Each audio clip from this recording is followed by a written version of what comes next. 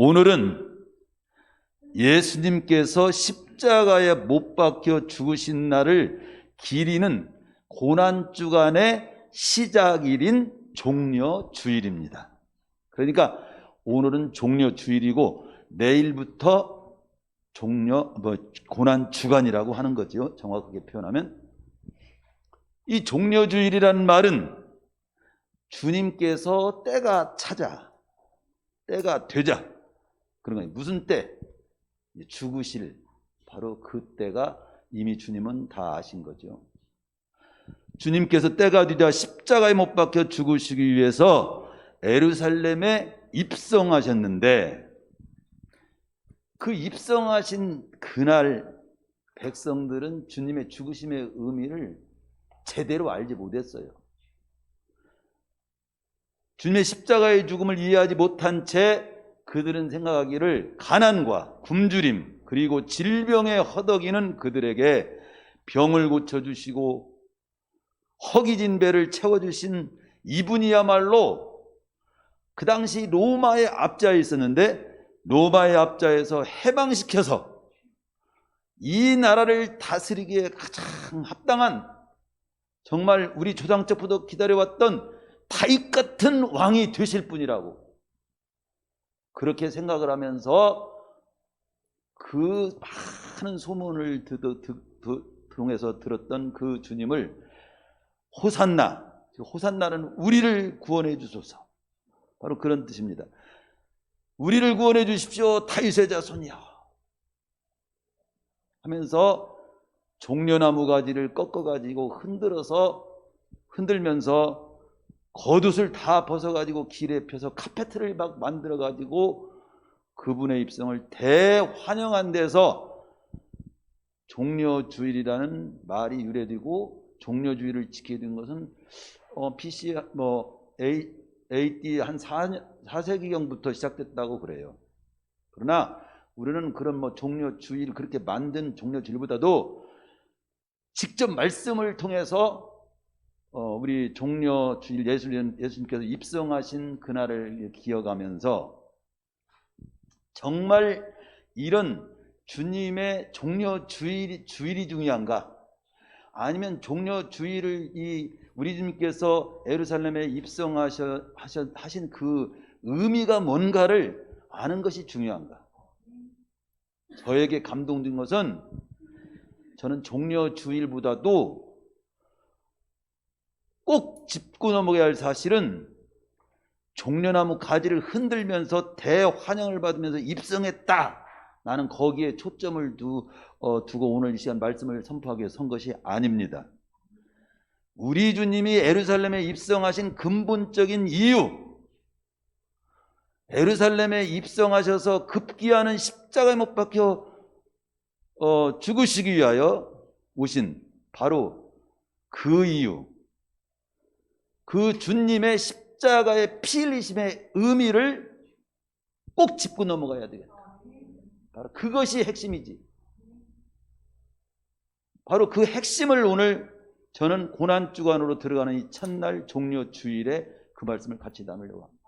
어떤 면에서는 많은 설교가 있지만 오늘 주님의 십자가 죽으심의 의미에 관한 말씀하고 다음 주에 선포될 부활에 관한 말씀이 아주 핵심적인 말씀 중에 핵심적인 말씀이에요.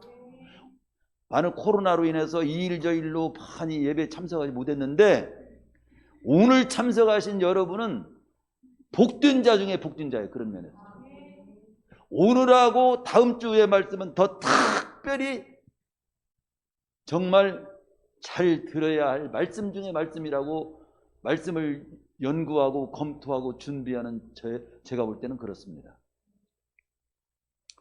만약에 우리가 주님의 십자가의 죽음의 의미를 모르고 신앙생활을 지금까지 하고 왔다면 그 사람은 신앙생활을 제대로 한 것이 아닙니다.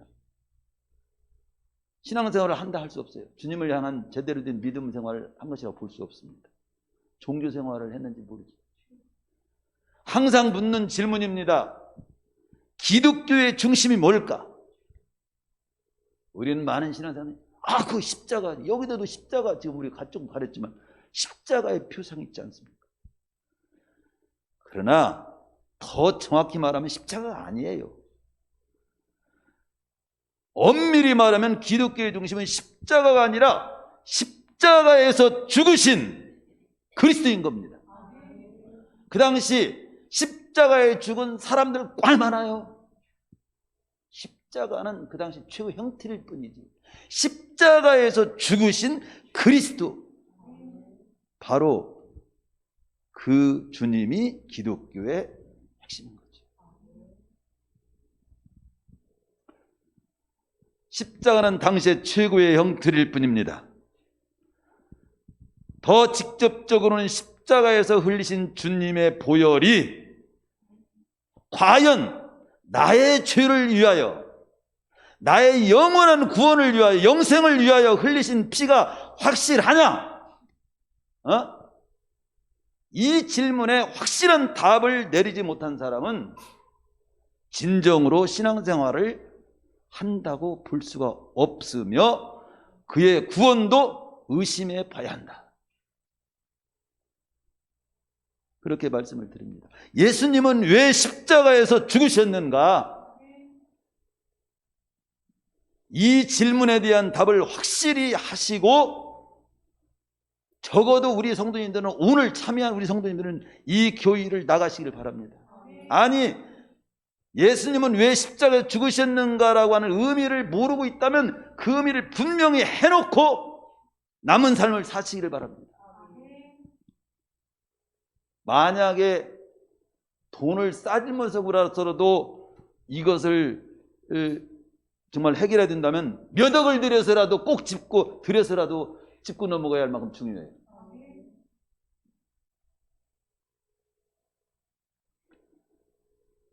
그러나 돈 내라고 하는 건 아니에요. 첫 번째, 성경에서 예수님은 왜 십자가에 죽으셨는가를 설명할 때 첫 번째 보여주는 것이면 빌립보서 2장 6절에는 말씀합니다. 그는 근본, 하나님의 본체, 즉 하나님 바로 그분이시라고. 예수님이 하나님 바로 그분이셨다고. 그런 하나님께서 인간의 몸을 입고 이 땅에 오셔서 십자가에서 죽으셨다고 말씀합니다. 실제로 빌립보서 2장 6절을 잘 알지만 확실히 읽어드릴게요. 빌립보서 2장 6절에 바로 그렇게, 시장 6절 이렇게 기록합니다. 그는 근본 하나님의 본체시나 하나님과 동등됨을 취할 것으로 여기지 아니하시고 오히려 자기를 비워 종의 형체를 가지사 사람들과 같이 되셨고 사람의 모양으로 나타나사 자기를 낮추시고 죽기까지 복종하셨으니 곧 십자가에 죽으심이라. 즉 줄이면 그분은 본래 하나님이신데 인간의 모습으로 이 땅에 오셔서 십자가에 죽으신 분이라는 거예요. 빌립보서 2장 6절 바로 8절까지 말씀입니다. 인간의 모습을 입고 오신 사건도, 하나님께서 인간의 몸을 입고 이 땅에 오셨다? 굉장히 우리 머리로서 이해할 수 없는 어떤 그런 어떤 표현일지 모르지만 분명하단 말이죠. 그것이 우리의 죄를 해결하기 위한 목적과 아주 관련 있는 중요한 내용입니다. 왜 하나님께서 인간의 몸으로 오셔야 했을까? 그걸 답으로 좀 우리가 알아듣기 표현한다면 하나님은 죽으실 수가 없는 분이 하나님이요. 그런데 죽으실 수 있는 몸이 되시기 위해서 인간이 되신 겁니다. 근데 또 묻습니다. 왜 죽으실 수 있는 인간이 되셔야 했을까요?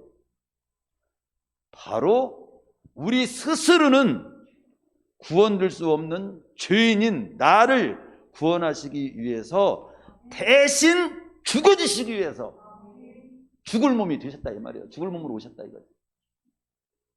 나 때문에 그래. 나 때문에 나를 구원하시기 위해서. 나는 내가 죽어도 구원될 수가 없는데 바로 내 대신 죽어주시기 위해서 하나님이신 그분이 인간의 모습으로 이 땅에 오셔서 죽을 몸이 되기 위해서 인간의 모습으로 오셨다는 것이 첫 번째 우리가 깨달아야 할 중요한 내용인 거예요. 그리고 두 번째로 성경에서 보여주는 내용은 이 땅에 오시리, 성경 마태복음 1장 20절에서는 예수님이 이 땅에 오실 때 처녀의 몸을 통해서 성령으로 잉태되어 이 땅에 오셨다. 이게 아주 중요한 겁니다. 어떤 사람들은 성경을 읽을 때 처녀의 몸을 통해서 남자 없이 이 땅을, 이런 사기꾼 같은 말을 믿고 산다니, 이 예수 믿는 사람들이 진짜 어리석기도 그지없고 과학적으로도 너무 안 맞고, 그것 때문에 나는 교회야, 그것부터가 틀렸다, 이런 사람도 있어. 그런데 알고 보면 이것 때문에 우리는 믿는 겁니다. 예수님이 처녀의 몸을 통해서 성령으로 잉태됐다는 말이 이것이 믿어져야 되고, 왜 믿어야 그 사실이 중요한가를 알아야 예수님을 제대로 믿는 거예요. 성령으로 잉태되어 이 땅에 오신 사건도 우리 죄를 해결하기 위한 목적과 아주 관련 있는 중요한 내용입니다. 왜 성령으로 잉태되어 오셔야 했을까요? 그것은 죄 없는 몸으로 오시기 위해서 그런 거예요. 나를 대신하여 죽으시기 위해서는 죄 없으신 몸으로 오셔서 죄 있는 나를 대신하여 죽어주셔야 하기 때문에, 죄 없는 모습으로 오셔야 했기 때문에 성령으로 오신 거예요. 성령으로 잉태되어서 오신 거예요. 그게 핵심이에요. 성경 곳곳에는 그래서 예수님의 죄 없으심을 말씀합니다. 구약 이사야 53장 9절이면 그는 강포를 행치 아니하였고 그 입에 괴사가 없었으나, 그렇게 예언되어 있고, 신약 베드로전서 2장 22절에서는 저는 죄를 범치 아니하시고 그 입에 괴사도 없으신 분이라고 말하고, 히브리서 4장 15절에서는 모든 일에 우리와 똑같은 인간의 모습을 지녔지만 시험을 또 받은 자지만 죄는 없으시니라. 확실하게 그걸 보여줍니다. 아이고, 그걸 어떻게 믿나요? 여러분은 어떻게 믿나요? 할지 모르지만 사실. 세 번째로 우리에게 보여주는 또 내용은 뭐냐면, 우리 주님이 왜 십자가에서 죽으셔야 했을까요? 오늘 우리가 우리 핵심적인 내용이 오늘 이 말씀이에요. 가장 핵심적인 것은 우리의 죄값을 치르셔야 합니다. 우리가 죄를 처리받고 의롭다고 인정받고 구원받고 그래서 영생을 얻게 되는 것은 내가 착하게 살고 헌금하고 뭐 섬기고 뭐 사명 감당하고 책임을 다하고 뭐 잘 살기 때문에 눈금만큼도 도움 안 돼. 오직 예수님을 통해서 100%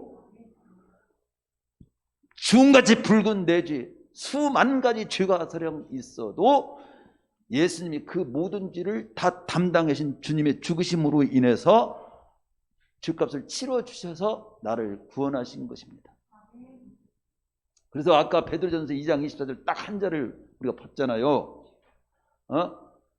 신이 나무에 달려 그 몸으로 우리 죄를 담당하셨으니, 이게 아주 확실한 거예요.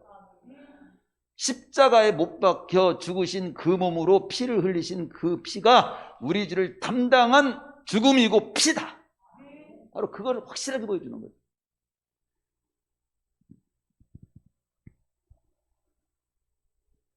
예수님께서 거기에 그래서 이어서 그러잖아요. 우리로 죄에 대해서는 죽은 것처럼 이제 끝내버리고 의에 대해서 의로운 자로 살게 하려고 우리 주님께서 죽으셨다.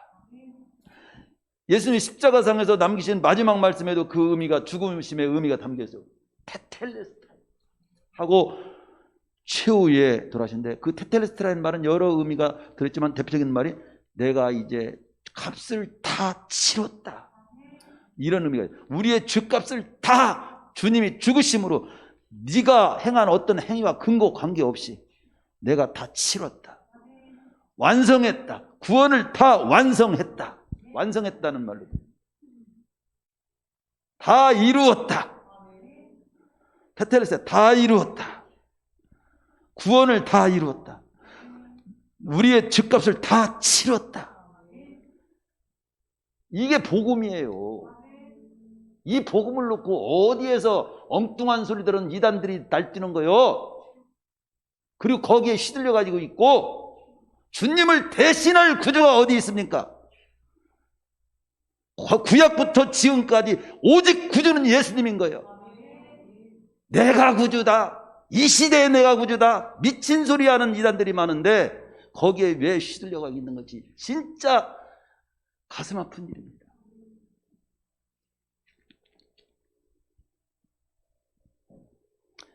어느 분은 죄 없으신 예수님이 꼭 십자가에 못 박혀 죽으셔야만 죗값을 치를 수 있습니까? 다른 방법은 없죠. 하나님 그냥 죄 없게 해줄게. 이렇게 하면 끝나는 것을 무슨 인간으로 오셔가지고 십자가에 못 박혀 죽고 피 흘리시고 뭐 이렇게 해갖고 죗값을 치를 그런 방법은 없는 걸까요? 진짜 어쩌면 똑똑한 것 같지만 단순하고 그런 질문을 해도 그래도 질문을 좀 거기에 대한 답을 좀 해줘야 성경적으로 답을 해줘야지. 그래서 제가 성경이 말해주는 그런 질문에 대해서 성경이 대답해주는 성경으로 좀 말씀을 좀 드리죠. 온전한 대답이 혹시 충분한지 못할지는 모르겠지만 성경에서 보여주는 답을 제가 소개를 하겠습니다. 하나님은 어떤 분이냐면 죄를 눈꽃만큼도 용납하실 수 없는 공의의 하나님. 아울러서 어떤 죄인이라도 또 다 구원하시기를 원하시는 사랑의 하나님이에요. 대표적으로 그런 하나님이에요. 하나님은 죄를 용납하실 수 없는 공의의 하나님은 히브리서 9장 22절의 말씀처럼 죄 없는 자의 죄가 없으신 자의 피 흘리심이 없으면 살 수 없다라고 인정하시는 분이에요. 그렇게 말씀합니다. 성경은 피 흘림을 통해서만이 삶이 있다고 말씀합니다. 히브리서 9장 20절은 율법을 쫓아 거의 모든 물건이 피로써 정결케 해주나니 피 흘림이 없은즉 삶이 없느니라. 피 흘림이 없은즉 죄의 삶이라고 하는 말은 있을 수 없다고 하나님이 그렇게 말씀하셨어요. 그러면 왜 피 흘림을 통해서 삶이 있다고 하시는가? 구약의 설명. 레위기 17장 10절에 11절이면 육체의 생명은 피에 있다. 내가 이 피를 너희에게 주어 단에 뿌려 너희의 생명을 위하여 속하게 하였나니 생명이 피에 있으므로 피가 죄를 속하게 한다라고 내가 정한 거다. 그렇게 말씀하고 있어요. 모든 생물은 그 피가 생명과 일체라. 레위기 17장 14절. 따라서 구약에서는 하나님으로부터 죄에 대한 사하심을 받기 위해서는 피를 가지고 나갔어요. 양과 소를 잡아가지고 그 피를 하나님 의단에 드리면서 또 성수에 뿌리고 그 하나님의 언약궤 위에 뿌려가지고 하나님의 은혜를 간절히 요구하는 신앙의 행위가 구약 시대는 계속 지속되어 왔습니다. 그때마다 피를 가지고 나갈 때 하나님과 인간의 만남이 이루어졌고 피 없이는 결코 성수에 못 들어갔고 하나님의 약속도 효력이 없었어요. 따라서 피 흘림의 방법은 공의의 하나님께서 죄를 용서하시기 위하여 유일하게 제시해 놓은 길인 겁니다. 따라서 주님께서 십자가에서 피 흘려 죽으심으로 죄값을 치르게 하심은 죄를 조금도 용납하시지 못하는 하나님께서 죄를 용서해 주시는 처리하시는 유일한 방법이셨던 겁니다. 의로 하나님의 공의를 그대로 실천하신 거죠. 그리고 그렇게 또 죄값을 치르게 하신 것은 치르게 하셔서 하나님 자신이 죽어서 인간으로 오셔서 죽어서 십자가에 죽은 우리를 사랑하는 사랑의 성품을 또 완성하신 거예요. 그러니까 공의와 사랑이 동시에 이루어진 사건이 십자가 사건이에요. 그래서 히브리서 9장 23절에 28절 26절에 보면은 특별히 26절에 보면 그리스도께서는 이제 자기를 단번에 한 번에 탁 제사로 드려 십자가에 못 박혀 죽으심으로 죄를 없게 하시려고 세상 끝에 나타나신 분이라고 표현하고 있어요. 그래서 이와 같이 그리스도도 많은 사람의 죄를 담당하시려고 단번에 들이신 바 되셨다. 마태복음 20장 28절 인자가 온 것은 이 땅에 우리 주님이 오신 것은 섬김을 받으려 함이 아니라 도리어 섬기려 하고 자기 목숨을 많은 사람의 대속물로 주려 함이니라. 그러니까 예수님이 십자가에 죽으셔야 할 이유 중에 하나는 예수님은 우리의 죄값을 치르시기 위하여 죄 없으신 분으로서 주님의 공의의 법에 따라서 하나님의 공의의 법에 따라서 십자가에서 죽으신 겁니다. 그렇습니다. 주님은 나의 죄값을 치르시기 위하여 하나님으로서 인간이 되셔야 했고 죄 있는 나의 죄값을 치르시기 위하여 죄 없으신 분으로 오셔야 했기에 성령으로 잉태하여 오셨으며 나의 죄값을 치르기 위하여 피 흘림이 없으면 사하심이 없는 공의의 법칙 하나님의 법에 따라서 십자가에서 죽으셔야 했던 겁니다. 성경은 주님의 그 십자가의 죽음은 우리의 죄를 대신 담당하시기 위한 죽음이었다는 것을 거듭 분명하게 밝히고 있습니다. 그걸 강조하고 있어요. 그가 찔림은 제가 그래서 묵도 시간에도 이사야 53장의 말씀을 봉독해 올린 거예요. 53장 5절에 그가 찔림은 찬양도 우리 그 찬양을 내가 택한 이유가 그거예요. 그가 찔림은 우리의 허물을 인하며 그가 상함은 우리의 죄악을 인함이라. 그가 징계를 받음으로 우리가 평화를 누리고 거기에 나음을 입었도가 아니에요. 평화를 누리고 해요. 하나님과 나 사이에 평화가 없었어요. 그리고 우리 주님으로 인해서 징계를 받음으로 평화가 이제 주어진 거지.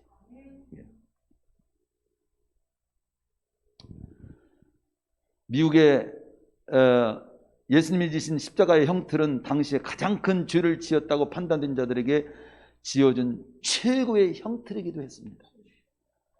그 최고의 형틀을 통해서 우리의 인간의 죄를 담당하신 것을 표현하신 거예요. 주님이 죽으신 겁니다.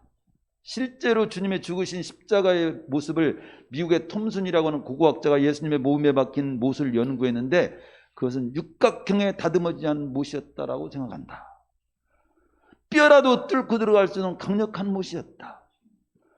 또한 그리스도의 십자가의 고난을 묘사한 그림을 보면 우리는 예수님께서 하반신에 천을 두르고 계신 것을 볼 수 있는데 실상 예수님께서 십자가에 못 박혀 죽으신 모습은 로마의 십자가의 형은 창피나 수치를 주기 위한 형이기 때문에 아무것도 걸치지 않고 알몸으로 그대로 십자가에 못 박혀 죽인 형틀이 돼요.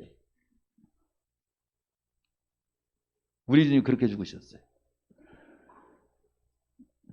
주님은 그렇게 발가벗은 모습으로 가장 수치스러운 모습으로 가장 고통스러운 공개 처형 십자가를 통해서 내 대신 죽으신 죽음이라는 거예요. 이게 사실이라면 이 사실을 놓고 우리가 통곡하지 않을 수 있을까?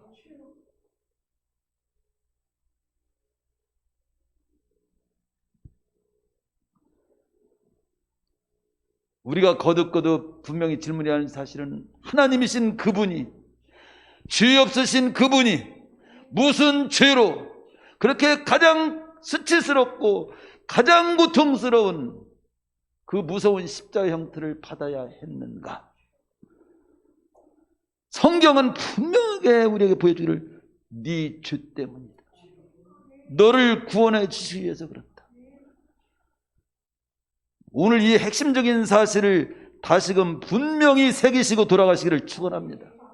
제가 언젠가도 그런 예화를 하나 드리는 거 있죠. 몇 날 전에 어느 학생이 자기 엄마를 창피스럽다고 엄마는 우리 학교 오지 마 제발. 나는 엄마 죽었으면 좋겠어. 막 이런 학생이 있었어. 근데 엄마는 그때마다 그래 내가 안 갈게. 그래도 멀리서 아들을 또 지켜. 그러다가 이제 나이가 좀 이제 학생쯤 되니까 알아듣게 돼서 불러가지고 엄마가 이렇게 마귀 얼굴 갖고 흉악한 얼굴이 된 이유를 내가 설명해 줘. 알고 봤더니 어렸을 때 집이 불이 탔는데 그 속에서 아기가 잠자고 있었어. 근데 아무도 들어가지 못하고 그냥 발 동동 구르는데 그냥 단숨에 막 머뭇거릴 것 없이 그냥 그 불 속으로 뛰어드는 사람이 엄마야. 근데 다행히 아기가 그 속에서 울고 있었는데 그 아기를 품에 안고 오다가 막 떨어지는 불덩어리에 온몸이 그냥 화상을 입고 아기는 품속에 품고 나와 살렸어. 그래서 얼굴은 어머니 얼굴은 마귀 얼굴이 된 거예요. 흉악한 얼굴이 된 거예요. 그래서 그랬다는 것을 설명해 줬어요. 그 얘기를 듣고 이 아들이 통곡했어요. 어머니 얼굴이 가장 귀한 얼굴이에요. 그때부터는 어머니를 자랑하고 어머니를 정말로 위해서 살았다는 뭐 그런 얘기 싫어하잖아요. 실제 그와 같은 사건들이 많아요. 우리 님의 십자가의 의미를 안다면요, 일평생 늘 울어도 못 갚을 줄 알아. 이 몸밖에 드릴 것 없어 이 몸 드립니다를 찬양을 달마 해도 부족해. 그 주님의 죽으심과 그 주님의 부활을 기념하기 위해서 주일날 모이는 건데 그날도 우리는 돈 벌어야 살겠다고 나가. 주일날도 안 지키는 사람이 뭐 목회자 되겠다고 하는 사람도 있고, 주일날도 모르는 사람이 장로 한다고 있고, 다 이해는 해요. 너무도 모르는 거지. 행위를 강조하는 것이 아닙니다. 주님의 은혜를 받은 사람이고 안다면 어떻게 주님의 주님을 제치면서 살 수 있을까?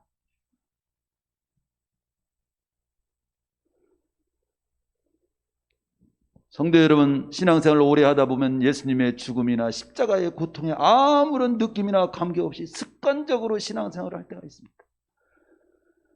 그러나 우리가 예수님의 죽으심의 의미를 모르거나 망각한다면 우리의 모든 신앙은 아무것도 아닌 단순한 종교생활이 될 위험이 있다는 것을 한 번쯤 짚고 넘어가야 될 줄로 믿습니다. 아울러 성경은 말씀합니다. 하나님이셨던 그분이 인간의 몸을 입고 이 땅에 오셔서 십자가에서 죽으시고, 바로 그 주님께서 나를 위하여 십자가에 왜 죽으셨는가? 그 깊은 의미는 그냥 결국 아담과 하와가 타락한 때부터 죄를 진 모습을 보고 미워한 것이 아니라 한 번도 사랑을 포기한 적이 없어요. 하나님께서 인간을 만들어 놓고 사랑해서 결국은 타락한 순간부터 구원의 길을 이렇게 창세기 보면은 계획을 하셨어요. 즉 하나님께서 죄인인 나를 사랑하셨기 때문이란 말이에요. 십자가의 죽음은 나를 사랑하신다는 것을 증명하시기 위한 죽음이에요. 로마서 5장 8절에 그걸 분명히 보여줍니다. 우리가 아직 죄인 되었을 때 그리스도께서 우리를 위하여 죽으심으로 하나님께서 우리에게 대한 자기의 사랑을 확실히 증명했다, 확증하셨느니라. 어느 분은 이렇게 표현합니다. 예수님의 십자가의 사건은 우주 최대 하나님과 사람 사이에 있었던 러브 스토리다, 사랑 이야기다. 이거 그렇습니다. 우리 주님의 십자가의 죽으심은 나를 사랑한다는 확실한 증거입니다. 진정한 사랑에는 항상 동반되는 것이 희생이에요. 사랑하는 마음이 있는 자는 사랑하는 자를 위해서 대신 욕을 먹기도 하고요, 대신 맞을 수도 있고요, 억울한 일을 참기도 하고요, 심장에 꽂히는 듯한 아픔도 다 감수하는 거예요. 사랑하면. 그렇기 때문에 고린도서 13장을 우리가 암송도 하지만 사랑장에서 사랑은 모든 것을 참으며 모든 걸 견딘다. 나는 당신을 사랑해. 그러나 당신을 위해서 못 참겠어. 이것은 사랑한다는 앞말이 틀린 말입니다. 사랑하는 사람은 사랑하는 사람을 위해서 참습니다. 심푸순이라고 하는 사람은 사랑이란 곧 희생이라고 했어요. 칸트는 사랑을 증거하는 길은 희생뿐이라고 했어요. 하나님은 나를 사랑하시기 위해서 인간이 되어서 처녀 마리아 복중에서 10달 동안 잉태되셨다가 말구유에 나셔서 3년 동안 천국복음 전하시다가 골고다 산상에서 나를 위해 사랑의 피를 뿌리신 거예요. 그리고 2000년의 세월을 기다리셨다가 오늘 저와 여러분을 구원한 겁니다. 하나님께서 우리를 너무도 사랑하시기 때문에 예수님으로 하여금 십자가에서 나를 대신하여 죽게 한 거예요. 이게 최고의 사랑이에요. 최고의 사랑은 내가 죽는 것보다도 내 자식이 내 자식, 나보다도 더 사랑하는 존재가 뭐냐면 자식이야. 그러니까 우리는 하나님을 독생자, 하나님의 아들로 표현하잖아요. 무슨 우리 할아버지고 또 할아버지 아들 그렇게 생각하면 안 돼요. 똑같은 몸이지만 그 최고의 사랑을 표현하기 위한 그 표현입니다. 내가 죽는 것보다도 자식 죽는 것을 못 봅니다. 자식을 더 사랑해요. 그렇기 때문에 자식을 죽여서까지 누군가를 사랑한다? 자식보다 더 사랑한다? 그게 최고의 사랑입니다. 바로 그래서 하나님은 독생자 예수님 자식을 죽여서까지 사랑한 사랑이 나를 향한 사랑이에요. 그보다 더 큰 사랑은 없는 거예요. 그래서 로마서 8장 32절에서 보면 하나님은 우리를 향한 사랑을 자기 아들을 아끼지 아니하시고 내어준 사랑이에요. 이건 진짜 저도 입술이 둔해서 온전히 표현하지만 자기 아들을 아끼지 아니하시고 내어주신 사랑이 이 지구상에서 표현할 수 있는 최고의 사랑이에요. 최고의 사랑. 그 최고의 사랑으로 우리를 구원을 열어주신 겁니다. 우리 주님의 십자가의 죽으심은 하나님의 공의와 사랑을 실현한 사건이요, 나를 사랑하셔서 영원한 심판과 주에서 구원하시기 위하여 죗값을 치르신 가장 놀라운 사건인 겁니다. 이 주님의 고난, 주님의 십자가의 죽음이 나를 위한 고난이요 죽음을 진정 믿는 자에게 어떤 축복이 주어지냐? 모든 복이 주어지지만 요한복음 6장 47절 58절은 믿는 자는 이 주님을 정말 구주로 믿고 내 죄값을 치르시는 구주로 믿고 영접하는 자는, 믿는 자는 한마디로 그 표현, 영생을 가졌나니. 영생 한마디였다. 영생을 가졌나니. 이거 충분해. 53절에 보면 인자의 피를 마시지 않으면 너희 속에 생명이 없느니라. 생명이 없는 자는 생명체에 기록되지 못해 생명체에 기록되지 못한 불못에 던진다고 해시록 20장 15절에 나와. 내 생명이 기록되려면, 내 생명이 영생에 참여하는 생명이 있으려면 예수님을 구주로 믿어야 되고, 예수님을 구주로 믿으려면 예수님의 십자가의 죽으심의 의미를 무엇인가를 알아야지. 교회에 겨우 병 낫기 위해서, 부자 되기 위해서, 그것도 축복으로 일부분으로 이 땅에서 축복의 한 부분으로 주어질 수 있을지 모르면 필요하면 주실 수 있지만 그것은 아무것도 아니야.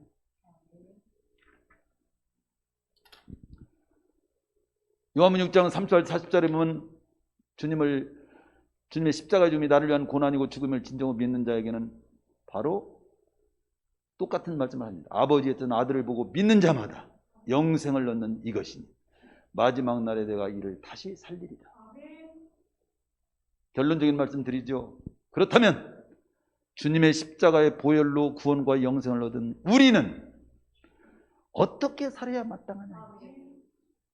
어떻게 살아야 마땅하냐? 제가 조그만 책자만 구원 그리고 삶, 구원받으면 그 다음 어떻게 살아야지? 어떤 또 이단파에서는 구원받은 행위를 강조하지 말라고. 여러분, 구원받기 위해서는 행위가 필요 없어요. 그러나 구원받은 자는 주님의 그 사랑을 안 자는, 주님의 은혜를 안 자는 그 안자답게 사는 표현이 있는 거지. 주님의 십자가의 죽음이 진정 나를 구원하시기 위한 죽음이 분명하다면, 그리고 조건 없이 나를 위해 죽어주신 그 주님의 사랑을 내가 만분지라도 안다면 나는 그 주님을 위해 어떻게 살아야 마땅할까요?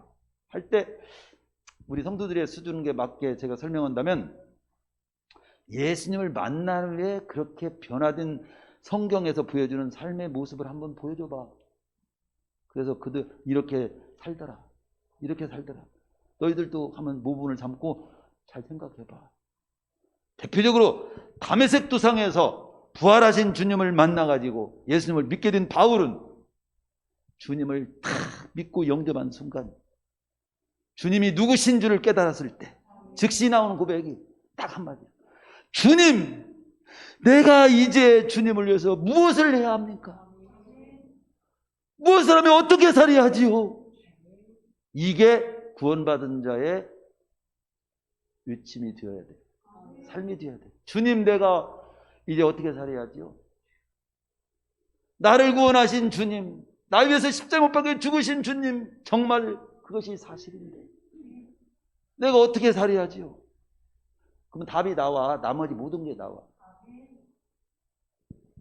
사도행전 19장 8절 20절에 바울은 복음을 듣고 바울이 전한 또 그 복음을 듣고 마술사들이 그 점치고 마술 부려가지고 먹고 살았어. 그런데 그들이 생존이 달려있는 마술업을 다 포기하고 은 5만에 해당되는 책들을 다 불살르고 어떻게 이제 먹고 살 일이 막막한데도 불구하고 주님을 내가 믿고 따르겠다고 결단하는 모습이 나와. 그런데 우리 생업 중요하지. 그러나 생업이 중요하지만 생업 때문에 주님께 대한 믿음과 구원을, 영생을 포기하고 살 수 있습니까?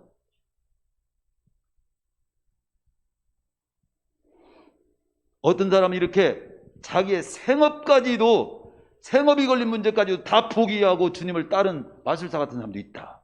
이걸 보여주는 거죠. 누가복음 19장 5절 6절에 보면 삭개오 같은 사람은 주님을 만나고 난 후에 내 소유의 절반 내가 가난한 자 위해서 다 내놓겠고 잘못된 방법으로 착취한 돈에 대해서 4배로 내가 최대한 갚겠습니다. 그리고 그날 잔치를 벌였어요. 여러분, 예수 믿고 구원받은 걸 너무 기뻐가지고 누구 대접이라도 한번 해본 적 있어? 잔치 해본 적 있어? 그런 사람들 들어보지를 못했어. 다윗 같은 이는 하나님을 알고 났을 때, 하나님을 알고 난 구약 인물이지만 그는 자신의 사제를 다 털어서 하나님을 예배할 성전 건축을 위해 짓는데 금과 은만 100톤이 넘게 바쳤어. 우리는 반지 하나도 빼는 거 달달 떱니다. 교회 못 가겠다고, 헌금 때문에 못 가겠다는 사람이 수두룩합니다. 그게 주님의 은혜를 안 잡니까? 그렇다고 제가 헌금 강조하는 시간이 아니야. 헌금을 내든 어찌든 이 주님의 은혜, 주님의 죽음의 의미를 알고 하더라도 하라 이거지. 그런 데서 하는 거지. 하더라도 그런 의미에서 하는 거지. 제자들은 모두 또 아예 순교의 제물로 자신의 생명을 다 바쳤어. 한 명도 안 바친 사람이 없어. 그런데 우리는 어떤가요? 코로나만 있다고 정부에서 또 예배드리면 안 된다고 막 그 소리에 그냥 18,000개 교회가 없어졌어요. 믿음을 포기한 성들이 수없이 많이 생겼어. 코로나 이거 한 가지로. 저는 제가 처음부터 코로나 각계전투로 허가할 때가 올 겁니다. 처음부터 선포한 거 알죠? 우리는 죽음이 와도 믿음을 지키면서 예배드리면서 살 수 있으면 그 예배를 귀중히 여기면서 살아야 합니다. 일단 코로나가 있으면 격리하고 다른 사람 피해 안 주게 해서 해야 합니다. 고치고 격리하십시오. 그러나 코로나도 안 걸렸는데도 미리 겁먹고 안 나오고 발발 떨지는 마십시오. 제가 그렇게 말씀드렸죠. 제자들은 순교제물로 자신의 생명을 바쳤습니다. 그런데 우리는 어떻습니까? 바울처럼 내가 어떻게 살아야 될까요? 이런 진정한 마음이 있었습니까? 마술사할 때좀 내가 생업을 포기할지라도 이 주님을 따르겠습니다. 삭개오처럼 나게 있는 건 내가 절반을 내가 내놓겠고 또 내가 잘못된 방법으로 버는 거 다 토해놓겠고 내가 이 기쁨을 내가 온 이 동네 잔치를 해서 오늘 내가 신나게 대접을 한번 하겠습니다. 이렇게 표현해 본 적이 있습니까? 제자들처럼 이런 사람들처럼 재산 다 바치고 목숨을 제가 지금 내놔라 이런 말을 지금 하는 건 아니에요. 물론 그런 형편이 상황이 들 때 그런 상황을 만날 때 그렇게 할 수 있을 정도로 주님의 은혜와 사랑에 감사하면서 그런 헌신과 섬김도 우리가 지닐 수 있어야 하지만 한다는 의미도 있지만 제가 우리 오늘 예배 참석한 저와 우리 성도님들에게 말씀을 선포하는 강조점은 뭐냐? 주님의 십자가의 죽음이 진정 나를 구원하시기 위한 죽음이 분명하다면 그리고 조건 없이 나를 위해 죽어주신 그 주님의 사랑을 내가 만분지이라도 안다면 내가 어떤 모습으로 살아야 할까 한번 생각을 하겠지. 나는 그 주님을 위해서 어떻게 살아야 마땅할까요? 적어도 바울처럼 묻는 심정은 다시금 좀 회복하라 이거지. 회복하라. 그래서 찬송가 311장에 보면 내 너를 위하여 몸 버려 피 흘려 네 주를 속하여 살 길을 주었다. 그런데 너희 위에 몸을 줬건만 넌 날 무엇 주느냐? 너희 위에 몸을 주건만 날 무엇 주느냐? 이런 가사가 있는 찬송가 있습니다. 이 찬송은 어디 유래를 좀 보면요, 나는 기도하지 않고는 단 한 줄의 찬송지도 쓰지 않는다고 말했던 해버길이라고 하는 여인이 작사한 찬송이에요. 그가 1858년에 독일 뒤셀도르프에서 유학을 했는데 유학하던 중에 그곳에 어느 화랑을 들렸어. 그 화랑에서 슈텐베르그라고 하는 사람이 그린 이 사람을 보라, 에케이 호모, 이 사람을 보라는 뜻입니다. 이 사람을 보라는 제목이 붙은 그림을 접하게 됩니다. 근데 그 그림이 어떤 그림이냐? 가시 면류관을 쓰고 피가 흘리고 십자가 못 박혀 달리신 그리스도의 초췌한 모습을 그린 모습이야. 그리고 그림 밑에는 근데 이런 글귀가 써 있었어. 나는 너를 위해 이렇게 하였다. 이렇게 됐다. 너는 나를 위해 무엇 하느냐? 그 글귀가 써 있는 그 그림에다 그 글을 써놓은 거예요. 근데 이 그림에 보는 순간, 그 글을 보는 순간 막 마음에 막 확 이 감동이 온 거예요. 그 즉시 찬송시를 작사한 것이 311장. 거기 그런 가사가 있으면 죄중에 빠져서 영죽을 인생을 구하여 주려고 나 피를 흘렸다. 얼마나 감격스러운 거야. 내가 뭔데? 네 죄를 대속했건만 넌 지금 어떻게 사냐? 무엇 하느냐? 나는 이것이 구원받은 우리가 오늘 회복해야 될 마음이라고. 그렇습니다. 주님의 죽으심은 나의 죗값을 치르기 위한 죽음이라고 베드로전서 오늘 2장 24절은 분명히 밝힙니다. 친히 나무에 달려 그 몸으로 우리 죄를 담당하셨으니 이는 죄에 대하여 죽고 의에 대하여 살게 하십니다. 다음 주에 부활을 말씀하겠지만 저는 목사지만 신학을 하고 말씀을 연구하고 하면서도 제가 이런 생각을 했습니다. 불교에서도 구원 얘기하고 극락 얘기합니다. 교회에서도 천국 얘기하고 예수님이 구원하셨다고 얘기합니다. 그래, 그럼 어디가 맞아? 이럴 수 있어. 제가 그 문제에 대해서 오늘 한마디 딱 하겠습니다. 저도 그런 고민했어요. 예수님이 십자가에 못 박혀 죽으시다고 성경은 계속 말해요. 우리 구원을, 예수님을 믿으면 구원받는다고 나와. 영생이 주어진, 천국이 주어진다고 나와. 그런데 그게 사실일까?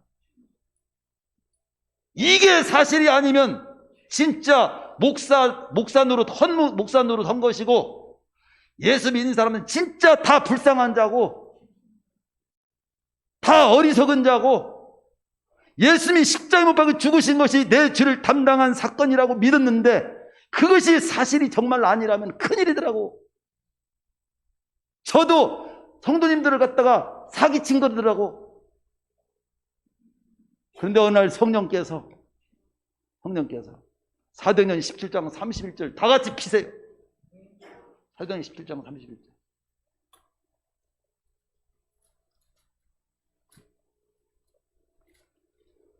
사도행전 17장 31절 다 같이 읽습니다. 시작. 이는 정하신 사람으로 하여금 천하를 공의로 심판한 날을 작정하시고 이에 그를 죽은 자 가운데서 다시 살리신 것으로 부활로써 모든 사람에게 믿을 만한 증거를 주셨다. 부활이, 예수님이 죽으심이 내 죄를 담당한 죽음인 것을 확실히 증명해 준 사건이다.